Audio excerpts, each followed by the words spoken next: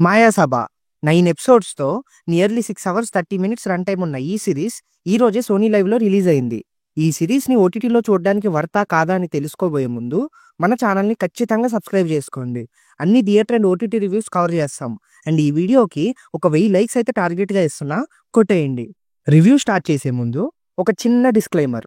ఈ సిరీస్‌లో జరిగిన ఇన్సిడెంట్స్ రియల్ లైఫ్‌లో కూడా జరిగాయా? ఇలాంటి వాటి గురించి మనం మాట్లాడట్లేదు. ఒక కథగా సినిమాటిక్‌గా ఎంతవరకు వర్కౌట్ అయిందని మాత్రమే డిస్కస్ చేస్తున్నాం. స్టోరీ లైన్ విషయానికి వస్తే 2 డిఫరెంట్ క్యాస్ట్ నుంచి వచ్చిన ఇద్దరు ప్రాణ స్నేహితులు పొలిటికల్ సిచ్యువేషన్స్ వల్ల, క్యాస్ట్ ప్రాబ్లమ్స్ వల్ల ఎలా శత్రువులయ్యారు, ఎందుకు మారాల్సి వచ్చింది, ఆ సిచ్యువేషన్స్ ఏంటి అన్నది మాయాసభ సిరీస్. పాజిటివ్స్ మాట్లాడుకుంటే main lead performances by Aadi Pinisetty and Chaitanya Rao excellent performance ఇచ్చారు. సిబిఎన్ అండ్ వైఎస్ఆర్ని గుర్తు చేసేలాగా ఉంటాయి ఈ క్యారెక్టర్స్. ఈ పోలిక వల్ల బిగ్గెస్ట్ ప్రాబ్లం ఏంటంటే వాళ్ళని ఇమిటేట్ చేయకూడదు, కానీ వాళ్ళని గుర్తు చేయాలి. ఆ విధంగా చాలా అప్రిషియేట్ చేయాలి. డైలాగ్ మాడ్యులేషన్ కానీ, ఫ్రేమ్ టు ఫ్రేమ్ వేరియేషన్ కానీ అన్నీ పర్ఫెక్ట్‌గా అనిపిస్తాయి. ఆ కేర్ అండ్ ఎఫర్ట్ కనపడుతుంది. సినిమాటిక్ అండ్ న్యాచురల్‌కి కావాల్సిన బ్యాలెన్స్‌ని బాగా మెయింటైన్ చేశారు. Writing and direction by Deva Katta చాలా బాగుంది. దేవకట్ట గారి realistic tone and intense scenes గురించి మనం కొత్తగా మాట్లాడుకోనక్కర్లేదు. ఈ సిరీస్‌లో అది ఇంకా బెటర్ అయిందనడంలో డౌటే లేదు. 6.5 అవర్స్ సిరీస్‌లో ఎక్కడ బోర్ కొట్టలేదు. అంత బాగుంది డ్రామా. ఫుల్‌గా ఎంగేజ్ చేశారు. క్యాస్ట్ బేస్డ్ సీన్స్, డైలాగ్స్, రా నేచర్ ఇవన్నీ చాలా కన్విన్సింగ్‌గా అనిపిస్తాయి. ఎంత ఫిక్షన్ అయినా కూడా మన వాళ్ళు ఖచ్చితంగా అఫెండ్ అవుతారు. ఈ విషయం దేవకట్ట గారికి తెలిసినా ఈ సిరీస్ కంప్లీట్ చేశారంటే ఆయన ధైర్యానికి మెచ్చుకోవాలి భయ్యా. అసలు ఈ సిరీస్ లో ఇంకో ఇంట్రెస్టింగ్ విషయం ఏంటంటే క్యాస్ట్ అనే కాన్సెప్ట్ ని కొట్టి కొట్టి చూపించి చంపేశారు ఆల్రెడీ. ఇప్పుడు మనం చూస్తే అబ్బా వీడు మళ్ళీ మొదలెట్టాడ్రా అన్న ఫీలింగ్ వస్తుంది. ఎన్నిసార్లు ఇలా క్లాస్ పీగుతారా అనిపిస్తుంది.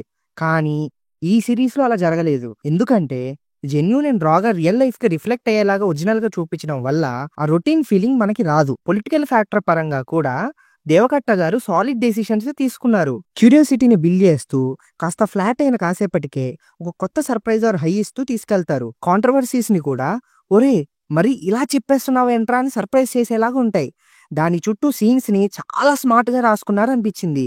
రియలా కాదా అన్న ఫ్యాక్టర్ కంటే డీటెయిలింగ్ వల్ల స్టోరీలో ఏం జరుగుతుందన్న దాని మీదే ఫోకస్ ఎక్కువ ఉంటుంది మనకి. సీజన్ 2 కి వదిలిన లీడ్ కూడా మంచి ఇంట్రెస్టింగ్ పాయింట్ మీదే ఎండ్ చేశారు. క్యారెక్టర్ రైటింగ్ గురించి స్పెషల్ గా మాట్లాడుకోవాలి. ప్రతి ఇంపార్టెంట్ క్యారెక్టర్కి ఒక బ్యాక్ స్టోరీ ఉంటుంది. కొన్ని క్యారెక్టర్స్ బ్యాక్ స్టోరీ చూపించకపోయినా వాళ్ళ మోటివ్ ఏంటని క్లియర్ గా పోర్ట్రే చేస్తారు. సిచ్యువేషన్ కి తగ్గట్టు వాళ్ళు ఎందుకు అలా బిహేవ్ చేశారు అన్న దానికి రీజన్ ఉంటుంది.